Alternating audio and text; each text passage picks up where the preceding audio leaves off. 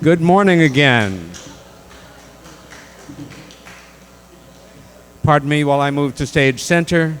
I like to stand where I think Abraham Lincoln stood in March of 1860 when he spoke on this stage in this beautiful new town hall. We're about to get started with our second speaker of the day, a very special speaker indeed. I just want to take a moment and thank our three wonderful speakers that we just heard from Seacoast Saucers.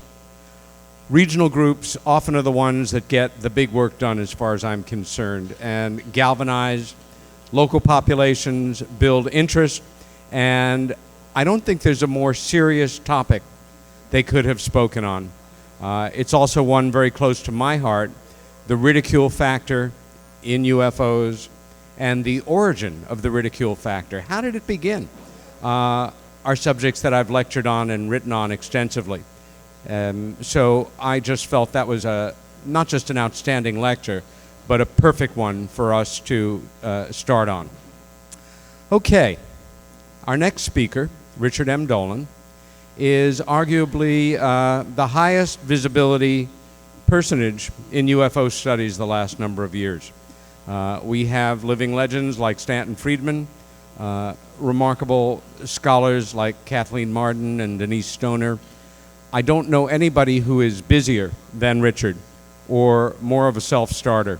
If you haven't heard him speak, you've possibly heard him on any of his own radio shows, other people's radio shows, at conferences, read his books. I think he is one of the most profoundly interesting and important speakers that we have in the field. I had the awful job yesterday of being stuck in a car with him for 8 hours, nothing to say. Don't envy me, not good. He is also one of my dearest friends and closest colleagues, and there was a time, 16, 17 years ago, when he thought he was going to become a regulation issue historian. Focus Cold War American history. Things didn't work out like that. He looked at some documents that had those magic 3 letters on them. His career track jumped the track, and thank God, or we wouldn't have him here today.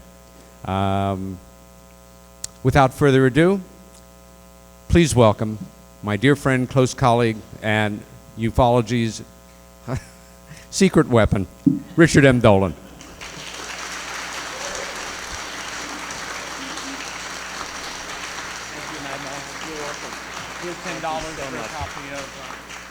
I owe him $10 for that lecture, so here you go. Oh, that's a book sale? Okay, whatever. Thank you, Peter. Peter and I had a nice long car ride. We're very close friends, and we drove here together yesterday.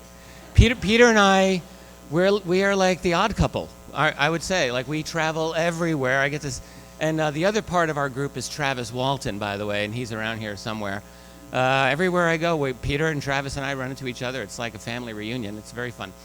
The good news is I'm thrilled to be here. The little bit of a bad news is that I fried my computer last night.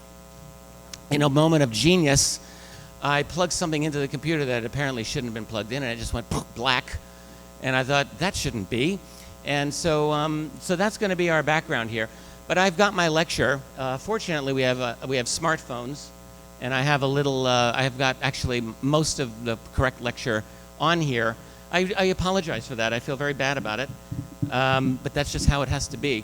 But it allowed me the opportunity to think about taking even a more fresh approach to what I wanted to talk about here. I do want to chat about thoughts on what is probably a clandestine or secret space program. And it is a subject that's sort of current in the field of UFOs these days. If you've been following the field, you kind of know what I mean. But I think I'll have a couple of other thoughts. And I think maybe toward the end, we might open it up. If you've got some questions, I think it might be a nice change of pace for me. Usually I pack everything that I can into lectures and beyond, and there's no time for questions. So maybe we'll have some time for that. I think that might work out pretty well. We'll see how it goes. As Peter mentioned, long ago, my formal training was in the field of history. And I like to think I was pretty good at it. I studied European and then U.S. diplomatic history pretty intensively for a number of years. Way back in, right after the asteroid killed off the dinosaurs, known as the 1980s. If you remember that, I spent probably 3 or 4 years, almost literally, in the basement of what is called Rush Reed's Library at the University of Rochester, whiling away my 20s. While I thought I should be partying and having fun, I was in this basement reading stacks of dusty books. That's what I did. Thinking I was going to be a historian of U.S. diplomacy, and became obsessed, and I mean obsessed, with the subject of UFOs in the early 90s. And I've never looked back. It's been the wildest journey. One thing that I think I'll mention just while I'm thinking of it, there was a late researcher, debunker, really, Philip J. Klass. Many of you know his name.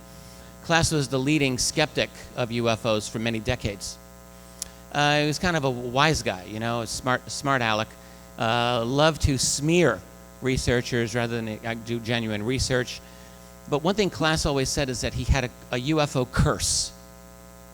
He said, "This is your curse, you believers."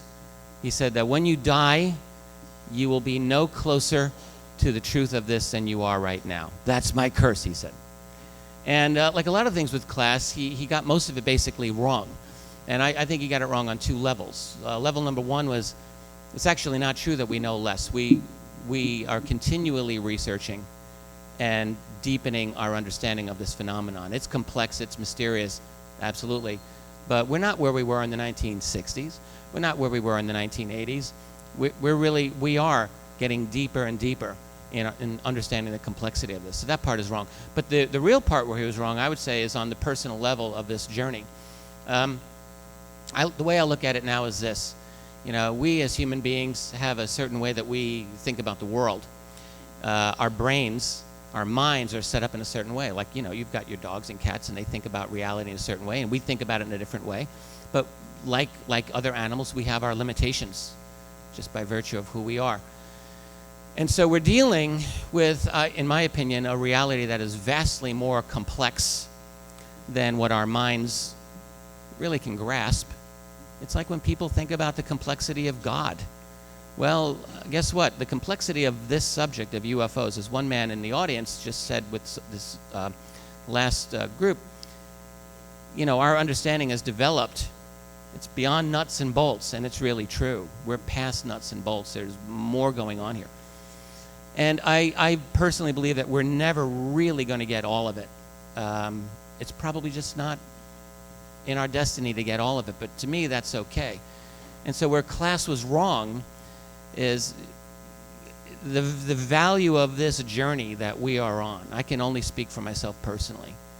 Going down this road, taking this off-ramp that was unexpected into this world of the UFO phenomenon has opened up more paradigm-opening doors than I could possibly have imagined.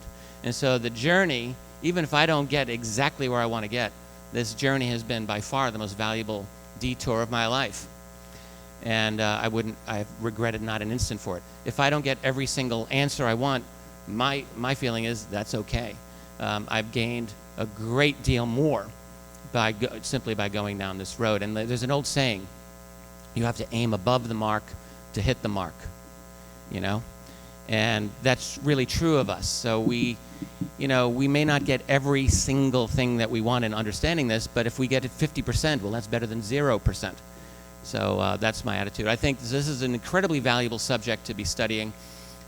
It's one of a few subjects that you can get into that you start prying it open and you realize, my God, there's so much deep complexity here. And this takes me back to a little bit of one of my slides, which I can't show you, unfortunately. Sorry. When I think about the complexity of this subject, so UFOs are interesting politically. That's my main area. I like to study the politics of the UFO cover-up, and it's a fascinating subject to get into politically. It opens up your understanding of what is the nature of the political system in our world. How can they keep a secret for, And that gets you in a lot of questions. But it's also interesting in terms of science. How are such things possible? How is it possible for an object to instantly accelerate noiselessly? I like to talk about this one case I found in the Canadian National Archives. I don't live far from Canada. I was in Ottawa a couple of years ago. And back in the 70s and 80s, Canadian citizens could, if they saw a UFO, could write to their government. The Royal Canadian Mounted Police would take the report and then send it off to Ottawa, where it would go into a circular file and no one would ever see it. But now those reports are all in the archives and you can read them. So one was written by an elderly gentleman from around 1980-81. And he said, I'm just going to record this for posterity. There's really nothing to investigate now.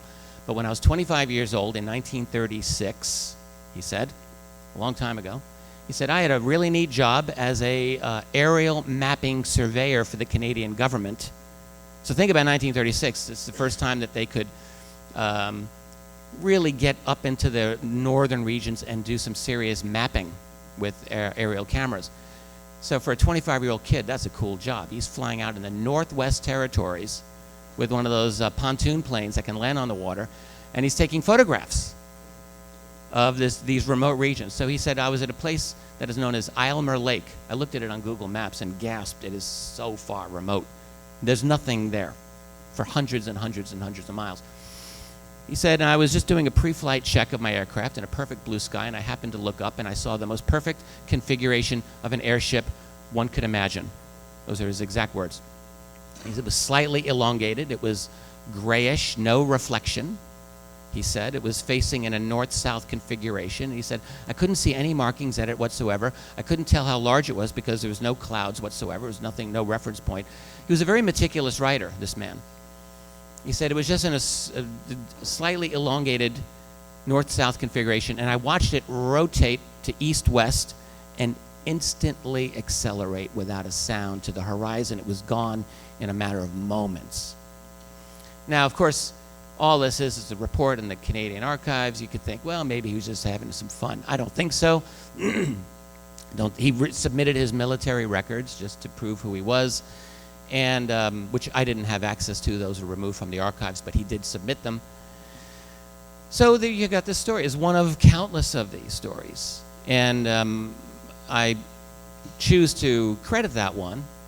And if that's the case, you're looking at 1936 in the Northwest Territories. What the heck was that, and what could do that at that period of time? So that's a scientific issue. There are all other, this is a fascinating story. There's all other aspects where the UFO phenomenon connects on the cutting edge of what we're thinking. There's the economics of UFOs. How is this funded covertly? How does this deal with what we call black budget economics? There's spiritual implications. How is it that so many people are having what they believe are telepathic communications with these other beings? And that happens. How is it that people feel that they're getting telepathic downloads from other entities? Now, for the record, I don't really know what I think about some of these claims, but I can say, and I'm sure many of you understand completely, that this is very widespread, and it's not the easiest thing for me just to dismiss it out of hand, and I won't dismiss it out of hand. There's something going on with this. And you start getting into this subject more and more. In addition to writing books, I published some books by some really good authors, and one is called The Messengers by a fellow named Mike Cleland, and he talks about UFOs and synchronicities, crazy synchronicities that just don't make sense. You come out of reading this book thinking our whole understanding of space and time is really not adequate to deal with what's actually happening. And it's a book that really messes with your whole idea of what is causality itself. So there's things, so the UFO subject takes us into all of these cutting edge areas of our understanding of reality. And what I would say is any subject that can lead us to the edge of so many important issues has got to be profound. It's got to be profound. And certainly worthy of much more than the standard ridicule that we get from our dumb mainstream culture. So, and that is a culture that keeps us penned in with what I call like a fence. It's a little fence. And that's our shared reality, our official reality that we're given. But beyond that fence is a world that is barred from us, for most of us. And I would say this is the world of the secrecy. People like to make fun of it sometimes. They think, oh, well, you're just into your tinfoil hat territory, but it's not true. Those of you who are here with military clearances, and I know there's a bunch of you here, you know that you encounter things that you are absolutely obligated not to talk about. And we do know now, we don't really have a total handle on how big is the secrecy in this country. We really don't. But there's some pretty good estimates of it. So there's a really interesting book printed a bunch of years ago called Blank Spots on the Map by a guy named Trevor Paglen, who talks about how roughly his estimate is that 50% of all U.S. government documents in one way or another are classified. So if that is so, that you could take that to mean that literally about half of all government activity in our country is classified, is secret. That's a pretty amazing thing to say. There's a tremendous amount of security and classification going on in our government that is withheld from us all the time. It's not an outrageous statement to make at all. And the deeper you delve into the UFO phenomenon, the more we realize that there's something happening. The only thing I'm going to say by way of introduction before I really dive in is this. If you're new to the subject of UFOs and you're wondering what is the big deal, I totally understand that. So what I would say to you is this. There are things that we know, and then there are things where it looks like certain, this is what we know and this is what it looks like, and those are two different things. So I can tell you what we know. What we know is that over the past 50 plus years, researchers have been able to acquire government-released documents, primarily through freedom of information, really starting in the mid-1970s, late 70s, when the Freedom of Information Act was strengthened enough to allow for this. Prior to the mid-70s, there were all kinds of researchers who suspected the government was lying about UFOs, but they couldn't really prove it sufficiently in terms of documents. By the late 70s, all that changed. And researchers started to petition the government for documents, and holy smokes, they started to get documents. Hundreds of pages, then thousands of pages. Now, most of these, if you read, they're ho-hum, not all that interesting, but some of them are very interesting. And if you take the top 50, top 100, you're going to have a pretty heck of a good case. And what individually, none of these documents will say, oh my God, boss, we're being invaded by extraterrestrials. So none of them say that.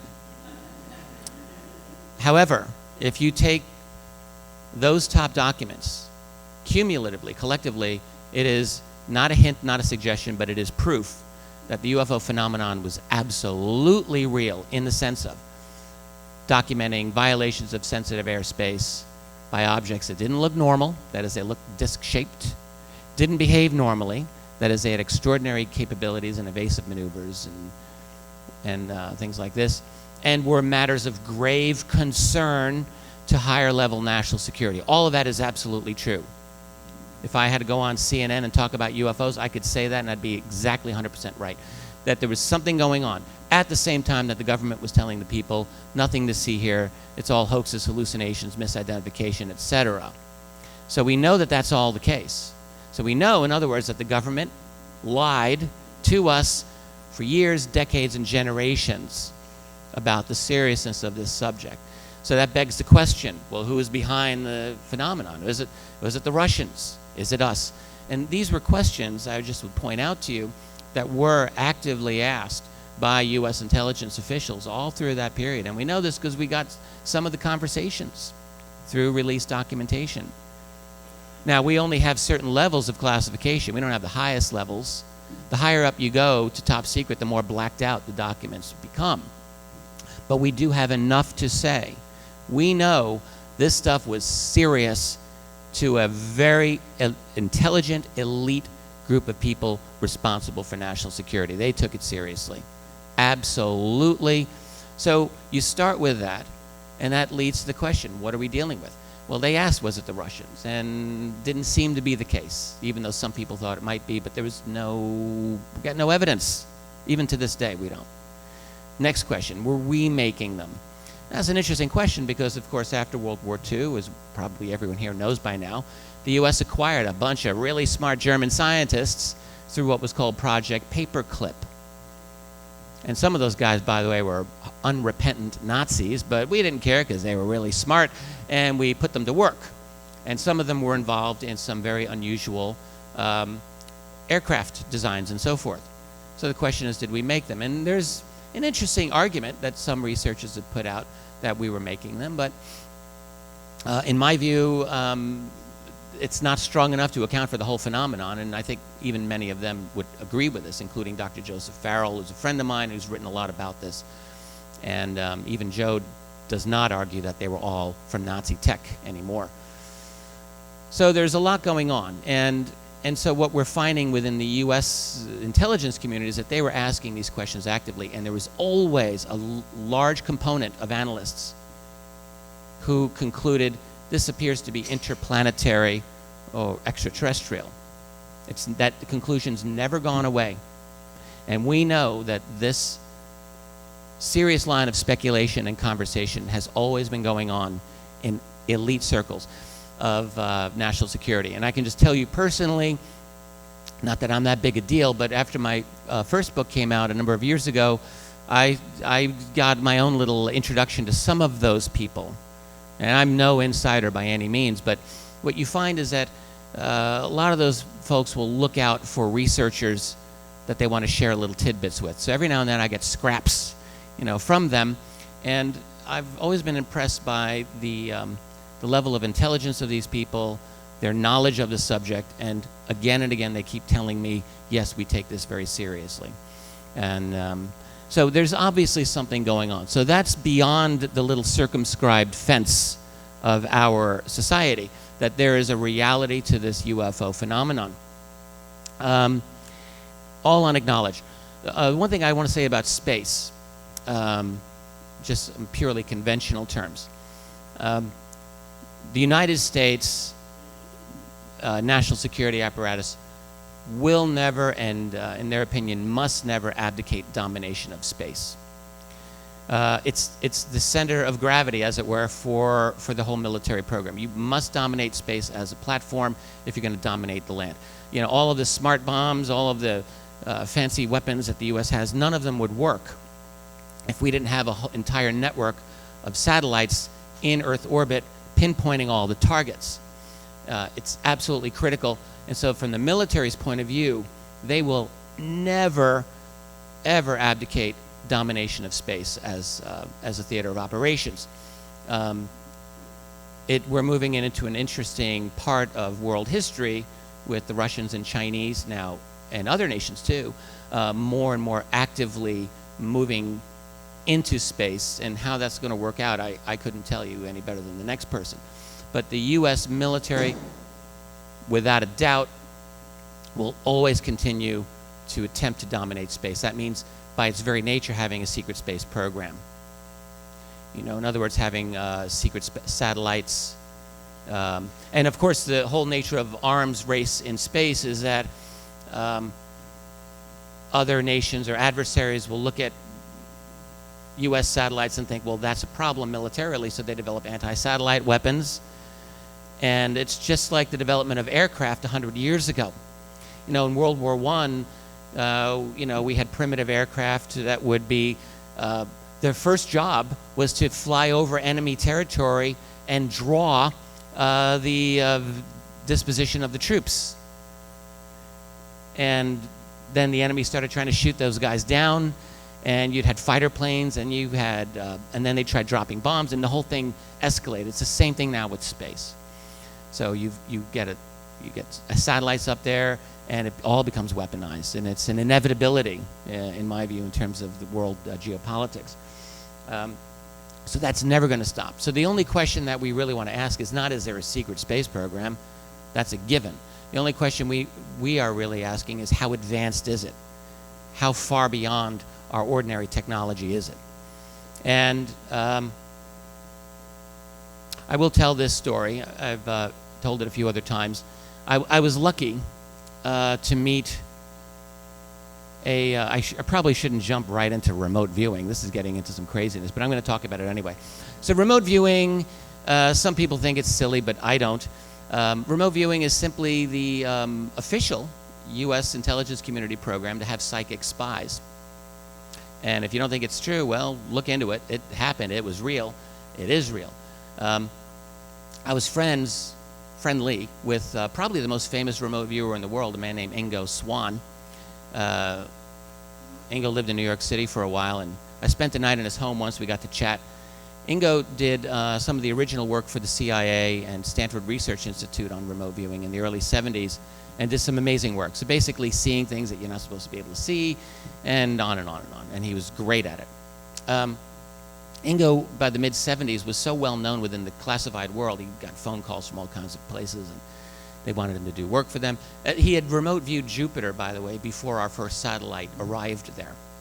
And he got 12 or 13 data points about Jupiter, none of which were known. All but one have been proven true, including the existence of a planetary ring, which before our first satellite reached Jupiter, no one knew that Jupiter had a ring. Ingo saw it, and it was true. Carl Sagan said, lucky guess. But I don't think so. He did. So anyway, Ingo within the classified world this made him like a celebrity, right? He gets a phone call at one point from a very mysterious person, and he agrees to be in Washington the next day at the Smithsonian Institute in front of the big elephant there, and they were going to pay him a lot of money to do some work. These two mysterious-looking, military-looking twins don't say a word. They come up to him. They check his wrist to see his tattoo to know that it's him. They knew about this, apparently. They talk to him with cue cards. Hello, Mr. Swan. We're here to take you, blah, blah, blah. They don't say a word. They get into the back of a car. There's a woman driving. They give him a cue card saying, we're sorry to do this, but we really can't let you see where we're taking you. We have to blindfold you. He wasn't happy about that, but he did it. They drive. They get out of the car. They get into a helicopter. They go a certain distance. They get out. They get out of the helicopter into a building, into an elevator, down, down, down, down, down, down, down. Door opens, and a mysterious man named Mr. Axelrod greets Ingo and says, hello, Ingo. We'd like you to do some work. We're going to pay you very handsomely for the week. The first thing Axelrod asks Ingo Swann is, Ingo, what do you know about the moon? And Ingo Swann said, well, I know it's there. That's about it. And Axelrod has Ingo Swann, among other things for this week, remote view various coordinates on the moon. I chatted with Ingo about this personally. I was very lucky to be able to do it. And I also talked with Ingo's supervisor, Dr. Harold Puthoff, who I know somewhat well. And Hal Puthoff said to me, and I believe this, he said, look, I cannot vouch for the accuracy of what Ingo remote viewed, of course, but I can tell you if Ingo said something happened, you can take that to the bank. He was absolutely trustworthy, honest, and that was my experience with Ingo Swann. Anyway, so Ingo remote views 6 coordinates on the moon, including seeing beings and machinery and structures. This is in the 70s. And at one point he says, Axelrod, they're looking at me, and Axelrod says, come away from there very quickly. That's the Ingo Swann story. There's a conversation that I had with Russell Targ, who was the other, along with Hal Puthoff, the co-creator of creating the protocols for the remote viewers in the 70s. I talked with Russell 10 years ago or so on the phone, and he said to me, Richard, in the early 1980s, I was charged with training remote viewers at Fort Meade, Maryland, whose job was to remote view the far side of the moon. And I've told this story a couple of times. And I just said, well, something, remote viewing the far side of the moon, I think I can figure out where we're going here. I said, well, Russell, why would they do that? And he didn't want to be the one to bring it up. He said, well, why do you think? And I thought, I'll bite. Okay. Well, were they going to look for ET on the far side of the moon? He said, yes, they were. He didn't say no. He didn't say maybe. He said, yes, their job was going to be to look for extraterrestrials on the far side of the moon in the early 1980s. I said, well, did they find extraterrestrials on the far side of the moon? He said, well, that I don't know. That wasn't part of my assignment. Now, whether he knows or not, I don't know. But I believe this story. So we've got some interesting little things going on here about the moon. There's the story of former Sergeant Carl Wolf. He's very well known. He spoke years ago for Dr. Stephen Greer's Disclosure Project in 2001. Carl Wolf has spoken a number of times, very consistently about his experience in 1965 working at Wright-Patterson Air Force Base in intelligence, and he was assigned to do some work at the NSA, which he thought was NASA, back in the mid-'60s. People didn't know what the NSA was. Stands for No Such Agency, right? And he said, look, I was talking with another airman, and he was showing me satellite images from the moon images, some of the earliest digital images that we were developing at the time, which showed what certainly to him appeared to be structures on the far side of the moon. And he said many times, I got very frightened by this. I felt that I was not cleared to know this information, and I didn't talk about it for 35 years. But then he started talking about it. There has been criticism of his story, which is that, officially speaking, our first images of the far side of the moon supposedly didn't come back till 1967. So maybe there's a problem in chronology, or maybe it is that he actually had access to images before they were officially brought back. I don't know the answer to this. I do think Wolf seems to be very legitimate. There's a lady named Donna Hare, who I think is a very, very convincing whistleblower. From the early 70s, she was worked for a company called Philco Ford, which did contract work for NASA. So in the early 70s, she was very involved in the Apollo program. She did a number of interviews in the 90s and beyond where she said, look, first of all, you have the scuttlebutt. There was constant talk, even among the astronauts, about being followed by UFOs on every single mission, without exception. So she said that. She says, secondly, I was dating a guy at that time, and his job was to accompany the astronauts from the moon into quarantine. And this guy heard all the chat from the astronauts, and also confirmed UFOs following them on every single mission, including on the moon. So this is the famous rumor that many of you have probably heard as well, that when Apollo 11 landed on the moon, Neil and Buzz saw large craft there. The British researcher Timothy Good has talked about this as well years ago in his book Above Top Secret, about having a source who was present at a function where Neil Armstrong was, and this source of his overheard a conversation supposedly that Armstrong had with another individual who was asking him what everyone would want to ask: what really happened on the moon? And this source is a woman, a friend of Tim Good's, turns out, overheard what she was adamant was the following conversation. Armstrong basically saying, oh my God, those things were huge, they were menacing, and we knew to stay away, and we just had to do our mission and get the heck out of there. I did talk to Timothy Good about this lady privately. She is since deceased, unfortunately. But, Tim has said to me, look, she was rock solid, so that's what you have to go on. The stories about the UFOs following Apollo missions are endemic. A man named Maurice Chatelain, another NASA engineer back in the late 60s, early 70s. There's a number of patents to his name. He's a very impressive man. Has also talked explicitly about UFOs following our guys to the moon. So, and then I just met a month and a half ago at the MUFON Symposium in Las Vegas a man named Ken Johnston, who was another well-placed NASA mission control specialist from the late 60s, early 70s, who said the exact same thing. That is, particularly with Apollo 11, on their way to the moon, describing being or encountering or seeing UFOs and switching to secure classified channels to continue communications with Houston. So you've got these people continually filtering through, telling really the same story, which is that during the Apollo missions, they were encountering what we would call UFOs. So all of these are kind of a backdrop to a secret space program. I have argued for a number of years that we do have a secret space program. And so that's part of the evidence that I would submit to you, is just the fact that, look, if you're going out into space and this UFO phenomenon isn't just in Earth orbit, but it's out there, clearly our intelligence community is going to need to have a secret program to deal with that. If they don't want us to know about UFOs on the ground, they're certainly not going to want us to know about UFOs out in space. So there will be a clandestine element to their program to deal with that, right? Of course, it makes sense. On top of that, we're led into what I sometimes call the land of leaks. But in my view, not all leaks are of the same value. But there are some very valuable leaks indeed. Let me talk first about the whole crash retrieval phenomenon. We'll talk a little bit about that.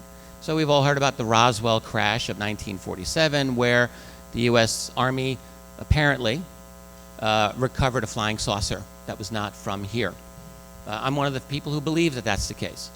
I think the Roswell story is a strong one. It's not the same level of proof as getting government documents, like through Freedom of Information, but it's also not a bad level of knowledge when you look at all of the sources that we have. And the Roswell case is only one of a number of good crash retrieval stories, believe it or not. In fact, a very good one was even 6 years before Roswell, Cape Girardeau in Missouri. It's not as strong a case in terms of evidence, but it's pretty strong, and there are witnesses, and it's not a bad case. There's the Aztec, New Mexico case from 1948, which I am absolutely convinced was a genuine article. Some very good research done on that in the last decade that has really reopened that case up, and a number of others. Quite a few other probable crash retrieval cases. Why are there so many flying saucers that crash? I really couldn't tell you. Are we trying to take them down? Is it a clandestine war? Maybe. That's totally possible. I don't have every answer to this, and I wouldn't pretend to. But I would say there was a researcher about 40 years ago, 50 years ago, named Leonard Stringfield. Some of you know this name, who really pioneered this subject and just became a magnet for inside sources about this subject. So people would come to him and say, well, I once did a security detail at Wright-Patterson Air Force Base where I saw a variety of alien bodies. I wasn't supposed to see them, but they were sure as heck there. Or sometimes it would be the spouse of a deceased person who would tell, you know, what, usually her husband, but sometimes it was reversed. Sometimes it was a husband telling about what his wife had known in her classified world. Dealing with crash retrievals, dealing with alien bodies. One of Stringfield's guys was a New York City doctor who had talked with him at length about autopsies he had done on extraterrestrial beings, and Stringfield really cultivated this guy for a while. Stringfield collected dozens, scores of these stories, and he couldn't confirm them all. He did his best, but it did provide a very consistent pattern. And the pattern was that this phenomenon is going on, and we are acquiring their hardware and technology and trying to develop their science. That was the pattern. And I believe that that is exactly what's happened. So when we're dealing with this phenomenon, it's not simply a case where these objects are flying around and we can't contain them. That's a problem enough. But the other part of the problem is we've acquired some of their stuff, and we're actively working on replicating it to the best of our ability. And to do that, of course, that requires a whole heavy cloak of secrecy, because think about it. You go back to the 1940s, and let's say Roswell did happen. I think it did. So pretend that it did. And you're the president, and you're the one responsible for dealing with this information. Do you tell the world? It's a really good question to ask. Do you tell the world? You might want to, until all your advisors say, not a good idea. Because in 1947, of course, the U.S., if you remember your history, had a monopoly of atomic bombs. And it was a very big issue at the time as to whether the U.S. should allow the United Nations to have control over nuclear technology. Because the argument was that this is too important for any one nation to have. It's something that the world has to guard. And America's answer was, no thanks, we're going to keep this to ourselves. That's the quickest way to give this to the Soviets. We're not going to do that. So there was a whole atomic espionage going on, of course, and all of this. So the point is the U.S. wasn't willing to share atomic technology. Do we really think they're going to share something as exotic as extraterrestrial technology? Clearly not. And clearly they didn't. And what all the signs look like is that this subject was considered way too disruptive, way too important. One thing that I've always concluded is maybe the most important element of the secrecy has to do with energy, or at least it's one of them, because after all, even anyone noticing an object that can instantly, silently accelerate is going to realize they're probably not using gasoline to go from here to there. They're probably using something better. Whatever that better is, there's a lot of candidates, but it almost doesn't matter because all of them would be revolutionary in our world. I mean, we're in a petroleum-based world. Every single thing that the United States does internationally is based on dominance of petroleum. That's called the petrodollar system. That's a whole other lecture. So if we have an acknowledgement that the UFO phenomenon's real and that we got some of their technology, how long do you think it would be before people realize, oh wow, what's the source of energy? That would be really cool for us to have. Free energy. We could get our own flying saucer and zip off to another country. Well, that's really cool for us. Might not be an easy problem for the political hierarchy. You know, and I don't want to make things in terms of a black and white, like, oh, they're evil and we're good, but it is a serious issue when you give the people access to revolutionary energy from the point of view of political control. That's a real problem, because suddenly you have free energy. You can say to your utility company, up yours, and I'm going to go off the grid forever and I don't need you. So now you've got a level of independence and sovereignty that is also problematic. On top of the fact that petroleum corporations, who basically help run the world, are not going to make the profits that they've been making. So there's all of these repercussions. It's disruptive. It's disruptive. That's the real problem. So there'd be a lot of motivations for keeping this whole thing quiet. And the other, maybe even more serious thing would be weaponization of this technology. You know, we like to think that we're all nice people, but let's face it, we're not all nice people. In fact, none of us are really nice people when you really give us a chance. And if you give people, you know, we have to be honest here. We've all got the darkness to the soul. We all do. This is why people do bad things. And it's, you know, people who do bad things are not always inherently different from us. You know, they have a different situation. My point is simply that if you give us all radical technology, all right, that technology can not only heat your home forever for life, but it can also maybe be used to create a really big weapon. And maybe you could trust yourself, but could you trust every one of your neighbors? Maybe not. I don't think I could. I know my neighbors. So the point is that there would be genuine reasons, at least from the point of view of those people with the secret, to keep it quiet, and the secrecy begins. But that wouldn't stop them from trying to deal with these others. And so you have a clandestine Earth-based program, and you have a clandestine space program to deal with this. So back to the space program. My phone just went black here. Here we go. There are a number of these other stories. One other that I will share with you. This is another story that came to me directly from a retired CIA man. I don't know a lot of CIA people. I've occasionally been accused of being working for the Illuminati and Cabal, and I think that's amusing. If so, I'm asking, like, where's my paycheck? I don't have one.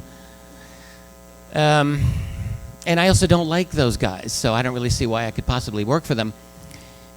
Anyway, I did meet with this, I talked at length, I should say, with this one man who was retired CIA, a very brilliant man who used to give briefings to Ronald Reagan.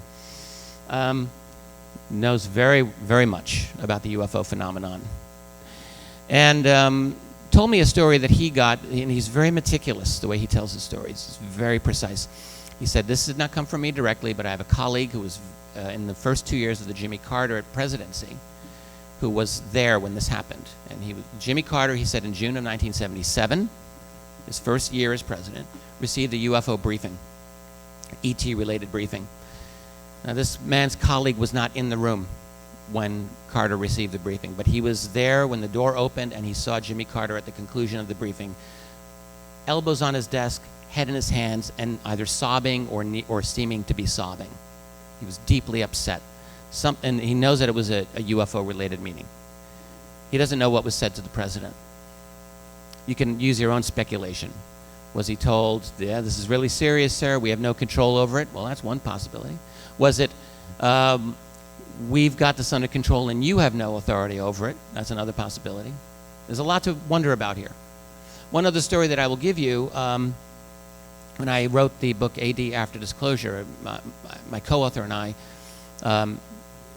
combined a number of the stories that we'd collected. One of them, another was from the first Reagan administration.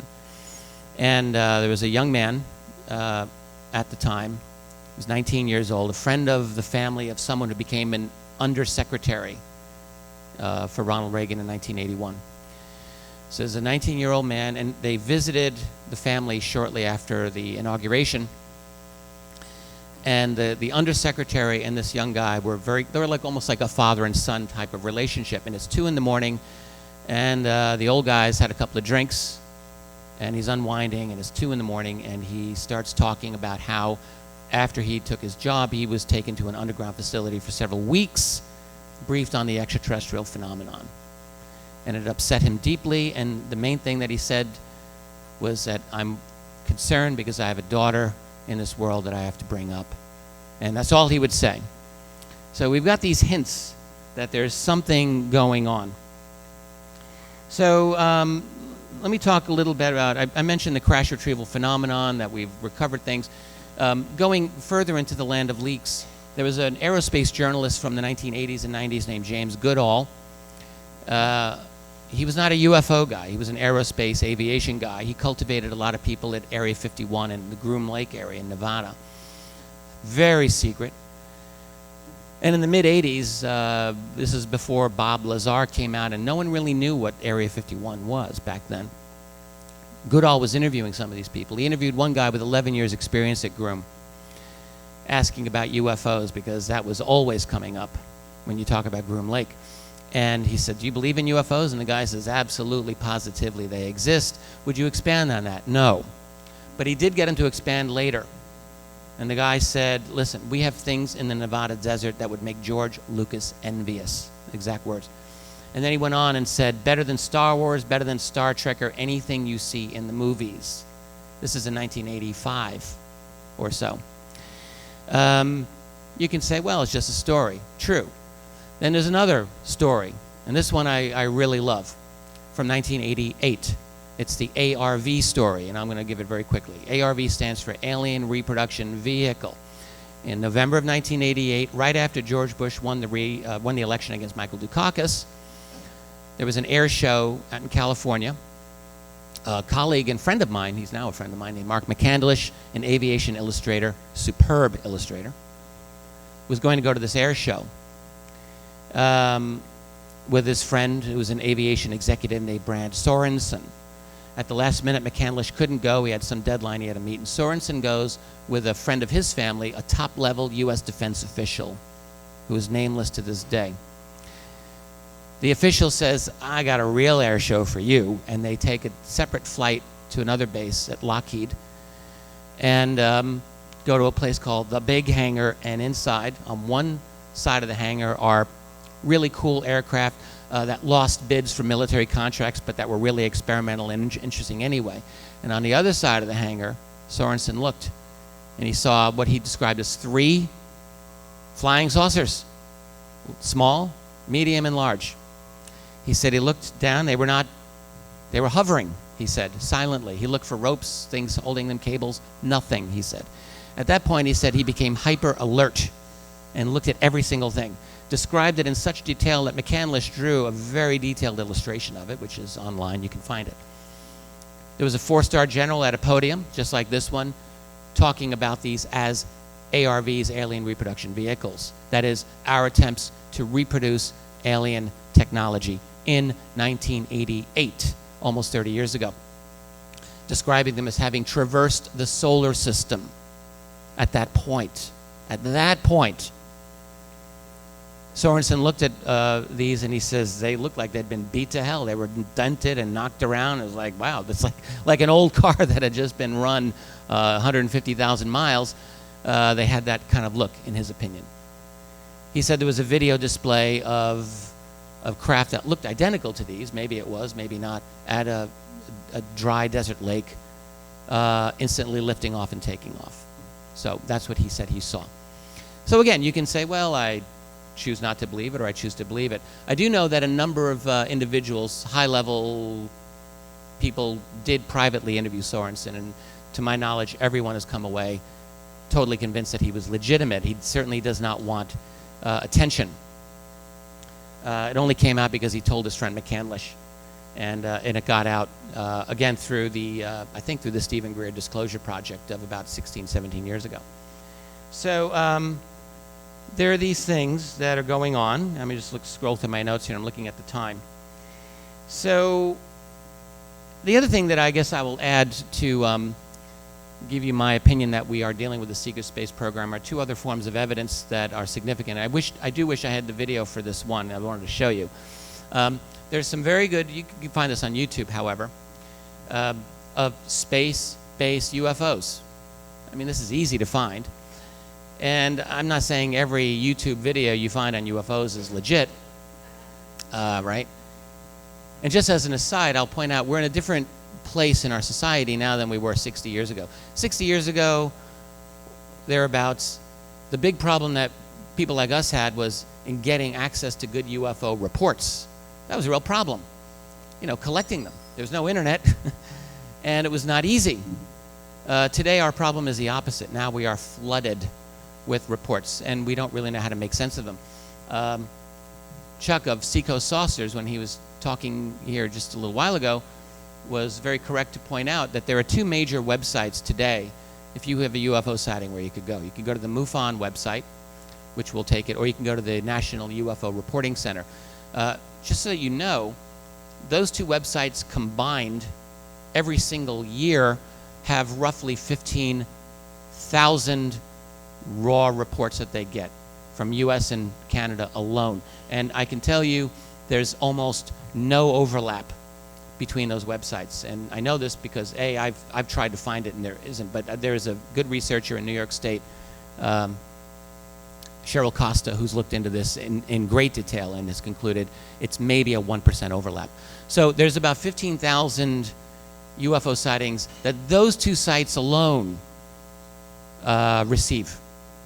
Now, of course, look, they're not all alien craft. I mean, probably the vast majority are not anything other than conventional, but let's say even 1% are really anomalous. And if you go through the reports, by the way, more than 1% are really interesting.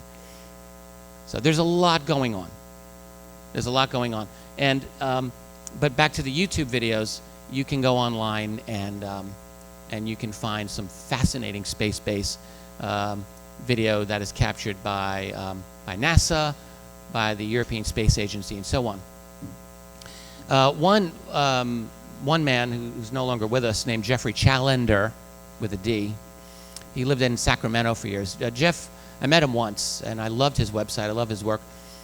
He had severe disabilities and was basically homebound, and he spent all of his time getting live NASA feeds of space missions and downloading it and analyzing it. And he found a ton of stuff. He was a very analytical guy. He didn't just believe every single thing. One of the things that he found, and it's now you can find it on YouTube, is from 2005, not that long ago, an object in Earth orbit doing a U-turn. The video, if you find it, it's sped up so that, because in reality it took, I think, 3 or 4 minutes. So the video that you're seeing is much sped up, but you absolutely see a U-turn. I can't see any way that this is an illusion, an optical effect in any way whatsoever. And there's a number of other very bizarre anomalies of objects doing angled turns, and some of them could be explained by rocket boosters and the motion of the satellite and so on, but I don't think all of them. I really don't believe so, and when you go into the details, it's very difficult. So there's something unusual going on in Earth orbit. That's one form of evidence, and then you've got a number of people now increasingly with night vision, binoculars. I've had the opportunity a few times to look through night vision, and there is absolutely no question, zero question. You put night vision on, and you look up at the sky at night, and you're going to see a lot of things that you had no idea are up there with good quality night vision. The first time I did it was back in 2008. I was in southwestern Illinois at a little town called Galena, Illinois. Ulysses S. Grant was from Galena. Beautiful night. You look up, and I felt like I was in Grand Central Station at like midnight, 1 in the morning. You're not supposed to see a lot of air traffic at that hour. And in 2 hours, I saw about 100 things zooming across the sky. And they weren't insects. They were not. Some were very high-flying satellites that were zooming across like super fast. I couldn't really explain these things. So there's an infrastructure that's out there. And I don't know that they all have flying saucer technology, but there's absolutely a classified infrastructure that's advanced and it's out there. And as a society, I say we need to be having a much more open discussion about it. So, and some of them include triangles, by the way. And someone is manufacturing big black triangles. I've only recently started talking. I chatted with a retired Boeing engineer. There's, of course, long-standing stories about Boeing manufacturing black triangles. I talked to a retired Boeing engineer and his wife, both wonderful people, who talked to me about his time at Boeing in the 80s and 90s and his knowledge that Boeing was, he said to me, reverse engineering ET tech to create these triangles, and that they had not fully mastered the technology, by the way.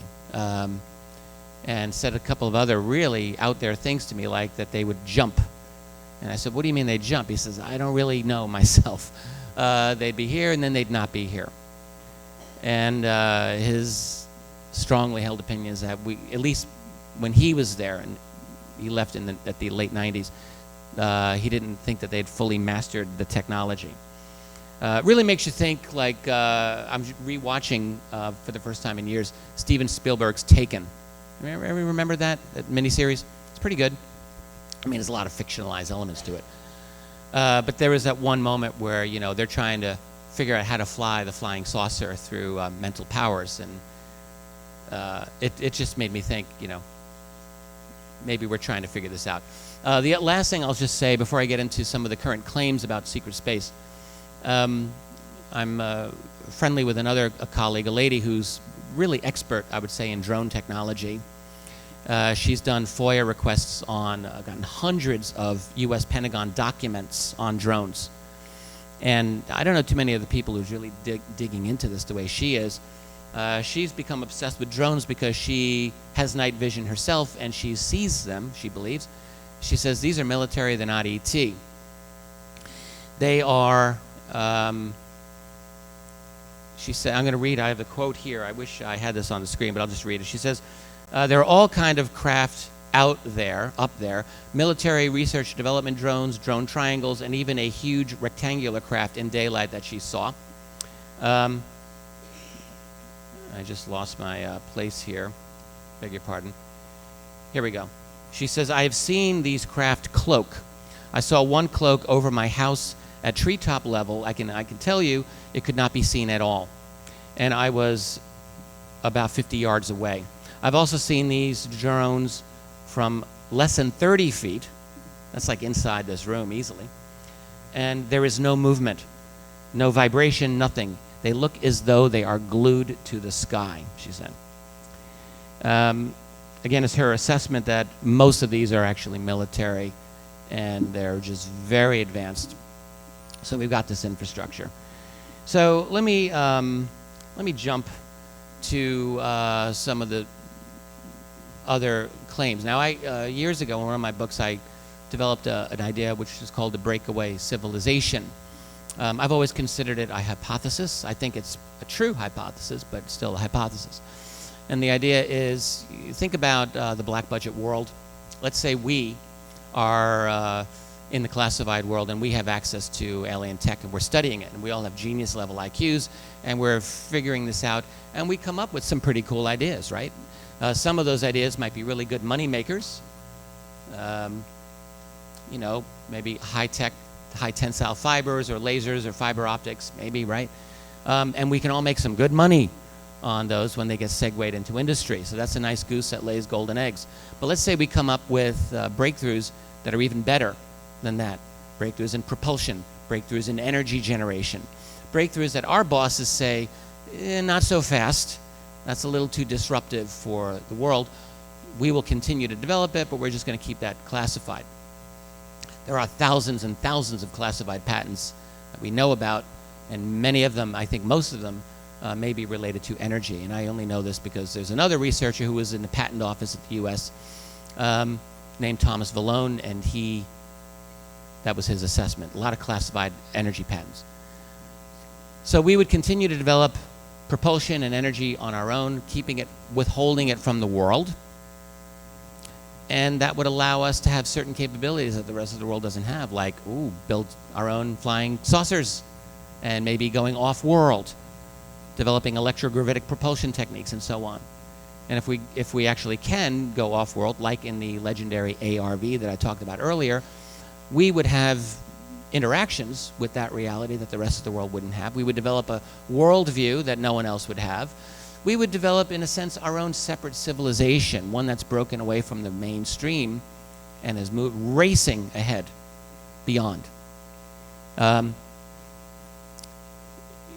Computing technology is one area that I've often wondered about. Again, one conversation I had with a scientist who worked at the NSA in the mid-'60s said to me that the NSA back then had computers running at a clock speed of 650 megahertz. Now, today, that's no great shakes. Your smartphone's better than that. But the consumer market, first of all, there were no computers in the consumer market in 1965. But secondly, the consumer market didn't reach that clock speed until around the year 2000, or 35 years later. So you could say, here is a secret agency, the NSA, which had maybe the fastest computers in the world, 35 years ahead of regular people. Interesting to say that. So where would our hypothetical classified world be if we had alien tech tossed into the mix and we had total secrecy and an infinite amount of money to play with to research this? Well, we could probably go pretty far. And we could probably create a clandestine space program totally off the grid, off the record, and deal in whatever way we felt we needed to with the presence of these other beings that are certainly here. Artificial intelligence is a whole new dimension to this, and I'm personally fascinated by AI. I've been into it for almost as long as I've studied UFOs, maybe longer, actually. And I read my first book on AI around 1990. Fascinating. I have believed for a long time that very likely what we're dealing with in terms of UFOs is probably a product of some strong AI. And where the black budget world is, the breakaway civilization is in terms of AI, I couldn't tell you. I can only assume that they're doing very, very, very well with it. And then there's other developments like quantum computing and something I recently learned about called molecular computing, and that's a whole other ball of wax. Nanotech, and of course, genetic engineering and what we now call CRISPR technology, gene editing. You really have to wonder where these guys are with all of that. And no one really knows. There's a historian of the NSA called James Bamford. I like his work a lot. He was asked a couple of years ago where he thought the NSA was in terms of quantum computing, and he said, I'd say 50-50, that they have it or not. So Bamford didn't know, as far as I could tell. So there's a lot of mystery that's out there. But I think we want to assume that there's a great deal of advances that they have. So if you see what looks like a UFO, we really are going to have a hard time knowing ours or theirs. And this has been the question that's gone on for a long, long time, and it's actually more difficult now, in my opinion, than it's ever been. And not simply because of our own advanced technology, but just simple off-the-shelf drone technology makes it more and more difficult for people to really know what we're dealing with. But that's a whole other question. What I would say is that there's definitely a phenomenon. It's happening. We have a classified infrastructure that's working to deal with it, and part of that infrastructure is in space. So now let me deal in the last few minutes with the whistleblowers that are recently out there. And I'll mention names now because it's been out there. I've done tons of interviews. I was on a panel at MUFON just a month and a half ago, sitting with them on a panel. And so some of you are familiar with the name of Corey Goode, William Tompkins, who is 94 years old and just passed away in August, Andrew Basiago, and then the researcher Michael Salla, who writes and supports most of them. And then myself at the MUFON panel. And this is just a funny story. So I had been, what I like to say, unofficially banned from MUFON for 6 years after I spoke up with my big mouth about certain needs for MUFON to reform in 2011, and that didn't go over well. And I had to say what I wanted to say, and I was polite about it. So anyway, I hadn't gone to a MUFON symposium after that for 6 years. I had been a regular before then. So I get invited back for 2017. Jan Harzan, the director, we're friends. He called me early this year, like January, I think, and asked if I would speak, and I said I would. And then he asked me explicitly if I would speak about the secret space program. Now, this is something I've done in the past, but I really wasn't in the mood to do it, but he asked adamantly, and I said I would do it. I would come up with new ideas about this.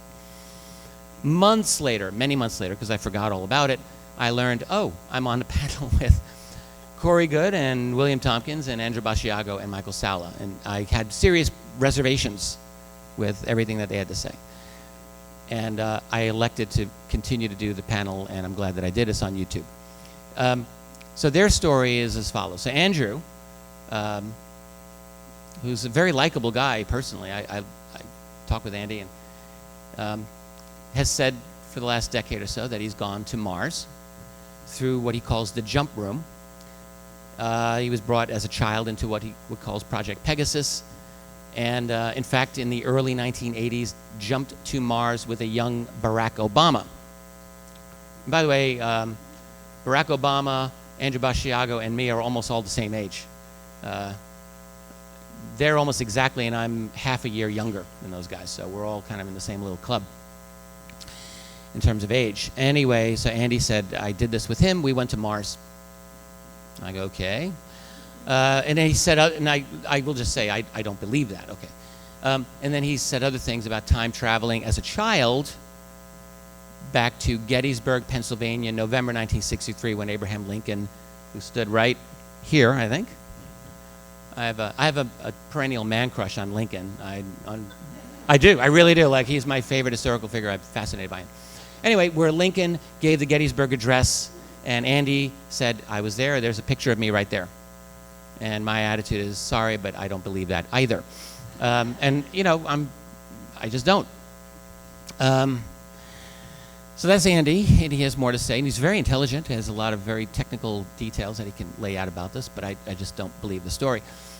Corey Goode, ditto, I have to say. Corey Goode's become much more prominent than Andy in the last few years. Talks about the Blue Avians and the Sphere Alliance, and his travels to Mars, the 20 and Back program. And my complaint about this is not whether I believe it or not. Because, look, I actually do believe in some pretty far out things, as I think I've just given you the idea.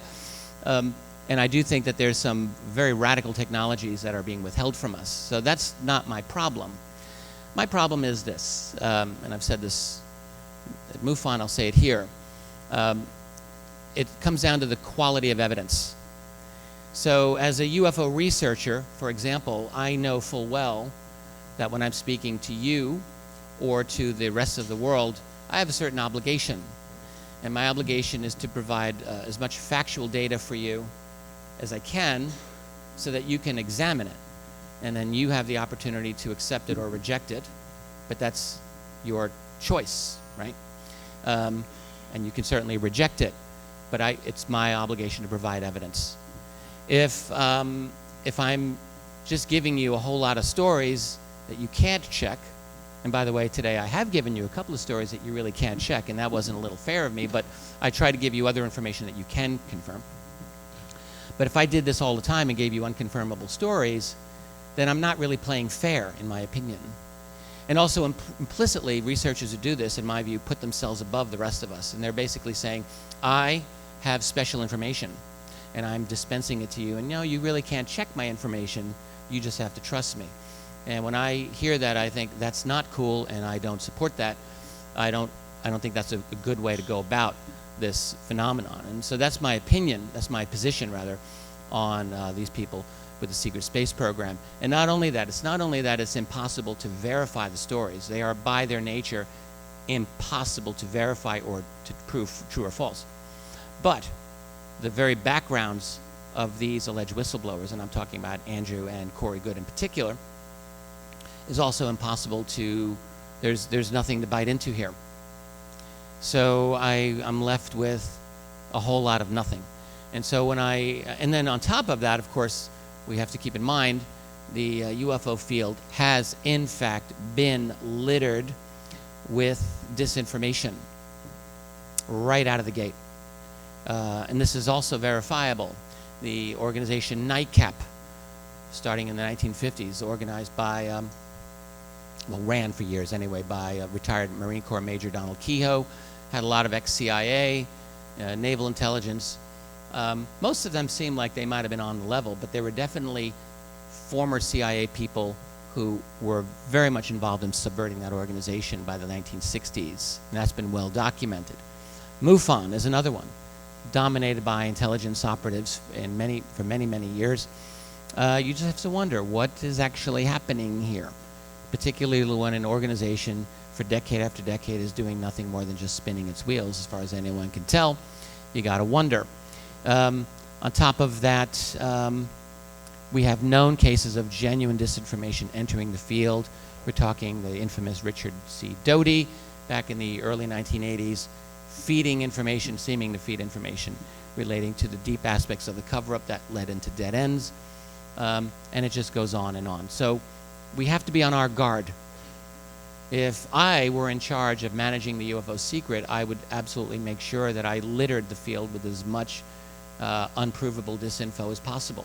And if I had to manage a secret space program, I would surely bring in people to say outlandish things that could not be verified, that would lead researchers into dead ends, and also make the field look ridiculous to outsiders in the process, which all of that mission accomplished.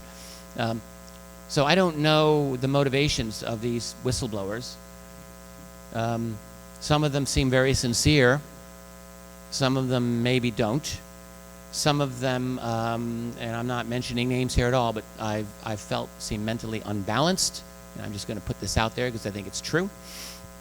And by the way, look, I'm not here to malign mental illness. I have friends who have mental illness. I'm sure all of you do too. We all know people who have issues, and it's not a stigma. It's a thing. It's real. But when you've got someone who's got deep psychological issues that are putting themselves out there and giving what they feel is a revealed truth, we are obligated to look at that critically, you know. And so that's my take on the Mars program. I will say this though, on behalf of Mars, another of my unconfirmable rumors, I hope to out these people at one point or another. Early on in my research in this field, I was familiar with the claims of anomalies on Mars, you know.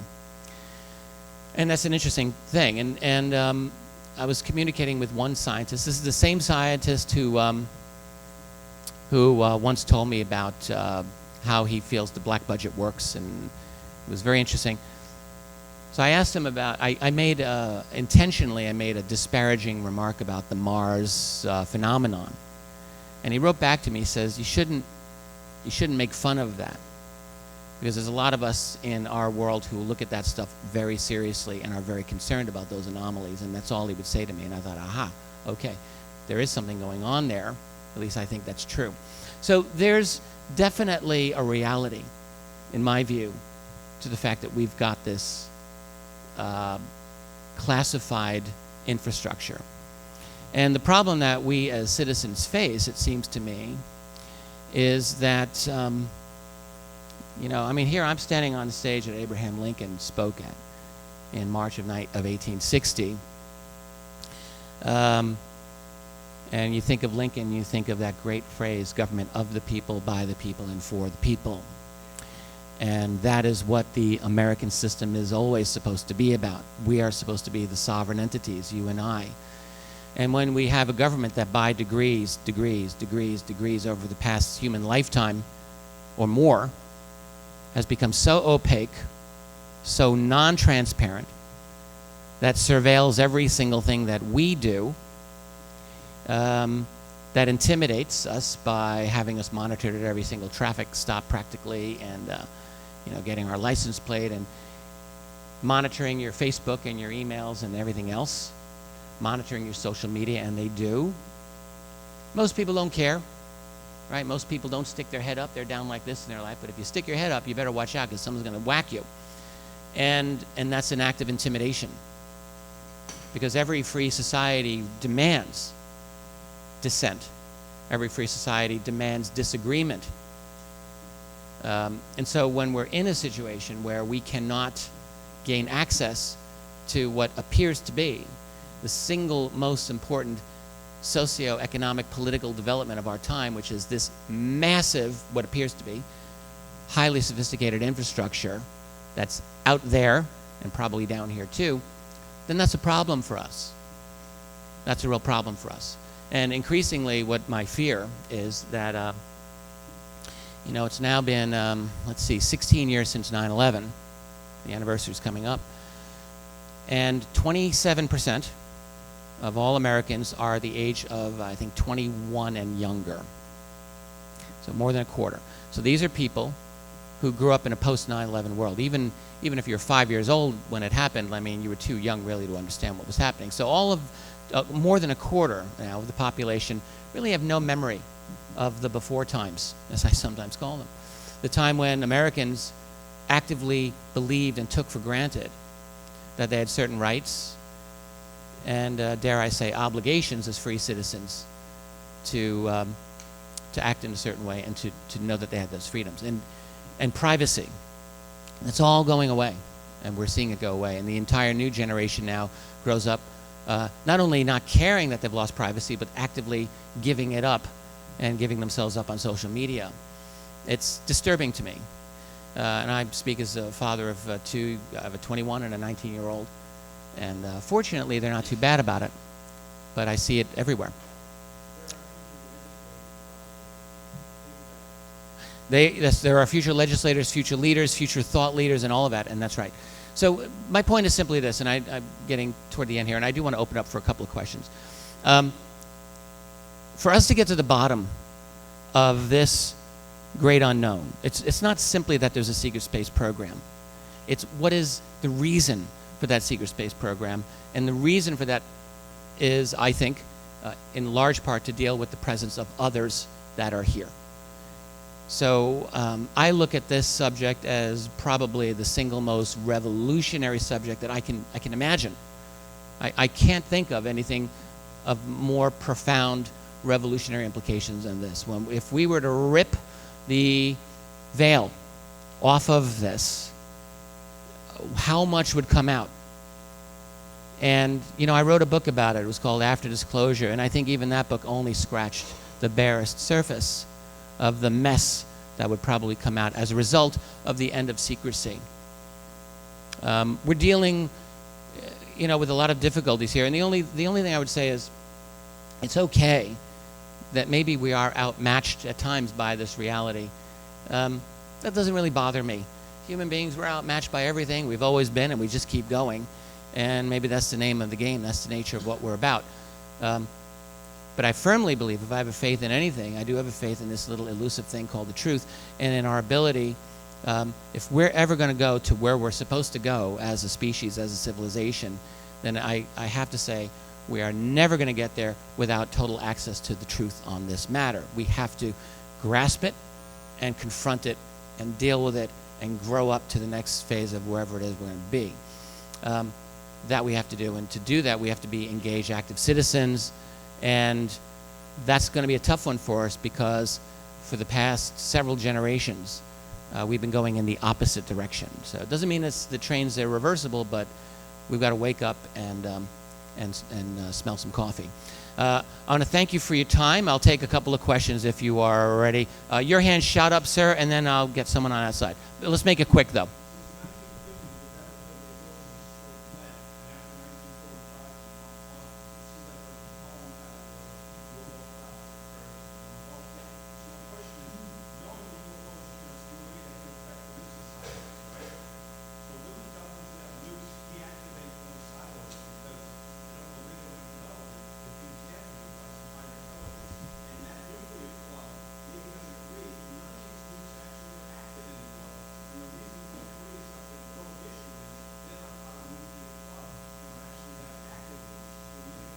That's an interesting theory. I don't think I agree with it, but I haven't really researched it. I don't know of any evidence to show that our nukes actually were not active. I'll get you in a minute, ma'am. My take on this is that, yes, these objects have been able to interfere with our nuclear missiles. We have this on a number of occasions, not just the famous 1967 incident, but some others as well. And not only us, but the Soviets have a couple of cases of parent tampering with codes and so forth, and sometimes in really scary ways. But it doesn't mean to me, I've never seen evidence that has disabled our nuclear capability. I mean, after all, the U.S. has detonated, we openly detonated tons and tons of nukes right through the end of the 1990s. From 1945 to the end of the 90s, there were over 2,000 nuclear detonations on planet Earth. Over 2,000. Go on to YouTube, you can see a kind of a recreation of it. It's disturbing. So they weren't stopping all of that. They weren't stopping our active, detonation of these nukes. So I don't really know what the deal is with all of that. I have a whole other take on North Korea, but I don't think I have time for that one, so I'll have to spare you. But there was a question by you in the back, ma'am. If you could speak up, that would be good.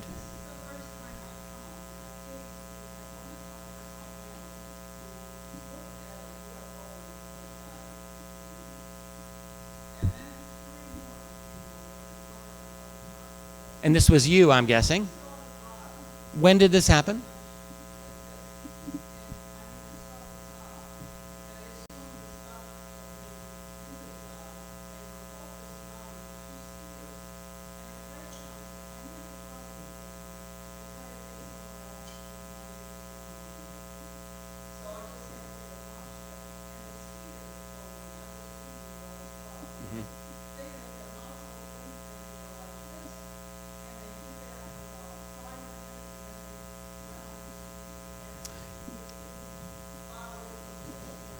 Did I understand you? Did you say it came out of the water, or did I mishear you?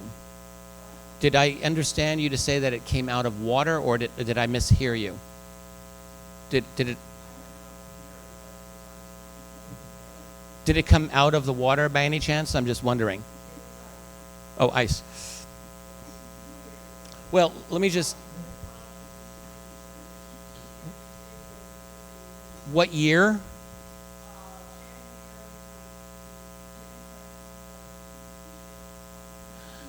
I will thank you for that. There are stories, many. Yep. I'll guarantee you there's folks here probably could talk to you privately about this later. I can, yeah, I'd be happy to. We're doing meet, thank you, meet the speakers. Hang on, since I got you all here, you can find me if you want to do, we're having a meet the speakers at 7, is that right, Chuck? At the Hampton Inn. At the Hampton Inn, which is just down the road. That's 7 o'clock. So if you're interested, go sign up for it. They'll be right at the front door.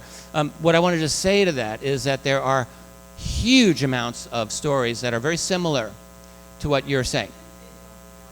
Go.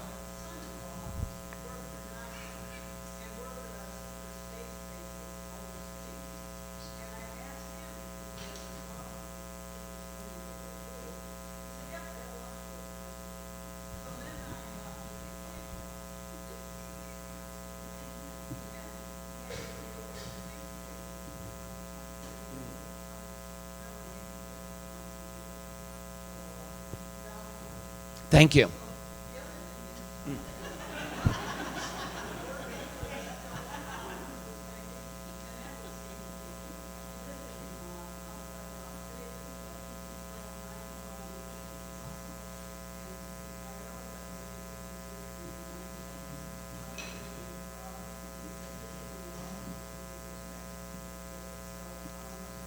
Okay.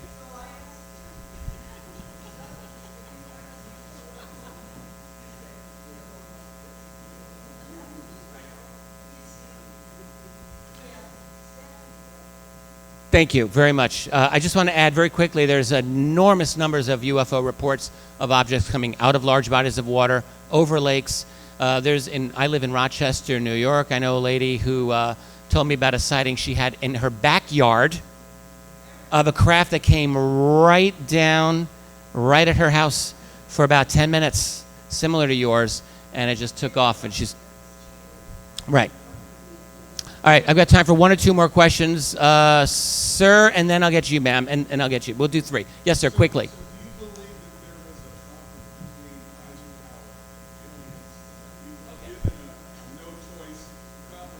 Yeah, I'll quickly. So the question is, do I believe that there was a meeting in 1954 by President Dwight Eisenhower with extraterrestrials or aliens at Edwards Air Force Base, and what happened there?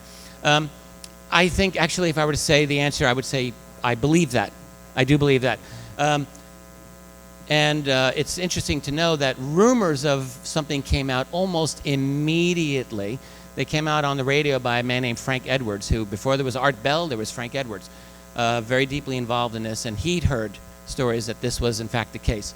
If you go into the details into the archives even now, it's very sketchy what was actually going on there. This is February 1954. And there are a few alleged eyewitnesses who've talked about this, and I'm inclined to think that it did happen. Yes, you, ma'am, and then I'll get you, sir. Yes. Speak up if you can, please. I could not hear you. Say again, please.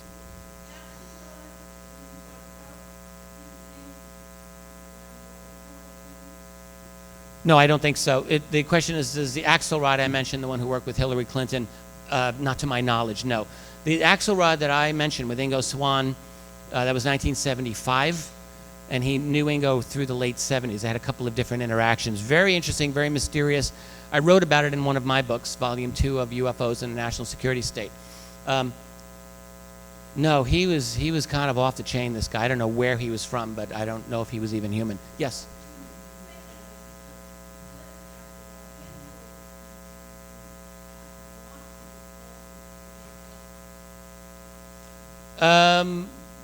Well, the whole Hillary UFO disclosure thing, my opinion is that I never believed that she was ever truly interested in doing that. Her campaign manager, John Podesta, famously is very interested in UFOs. He's a big fan of the X-Files and has talked publicly a few times about the need for UFO and even uses the word disclosure.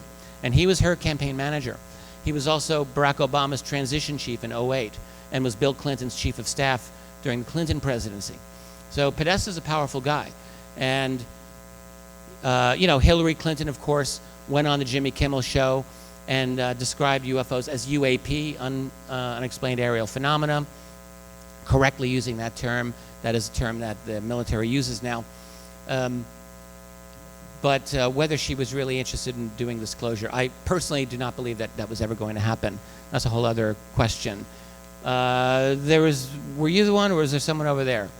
I was on the side. Yeah. Okay, quickly, yes. Yeah, quickly, I want to see, are you planning on collaborating with Daniel Sheehan, or have you collaborated with him? He's a hero of our Boston 9/11 Truth folks. Daniel Sheehan and I are very good friends. I have a tremendous amount of respect for him. He's an attorney who worked with the Karen Silkwood case way back and has done tremendous amount of powerful activist legal work over the years. Danny's, among all people I've ever met, is the single most knowledgeable person on the Iran-Contra scandal of the 1980s. Unbelievable amount of detailed knowledge he's had, and on so many other things. I love Danny. I don't have any plans to do a project with him, but I would absolutely be open to it if the idea were right and if we were able to figure it out. So I have a mad respect for Danny Sheehan. I don't know how many more questions we have time for. I got to wrap it up. I'm going to take one more. You up in the back, speak up if you can, and then we're done.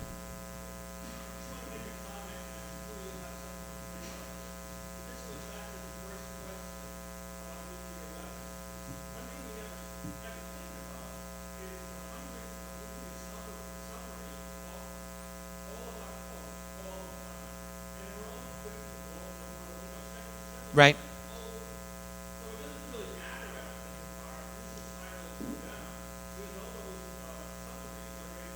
That's right.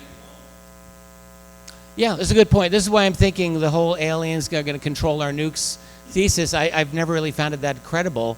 There have been cases where the evidence seems that they've been interested in our nuclear technology. There's a very high percentage of UFO cases over sensitive nuclear technology. So there's something going on there. In fact, there's a very good statistical analysis that was done of that on one occasion. So there's an interest, but total control, I agree with you. I don't think that there is. That's all I have the time for. Thank you so much. Kathleen Martin is next. We'll be talking.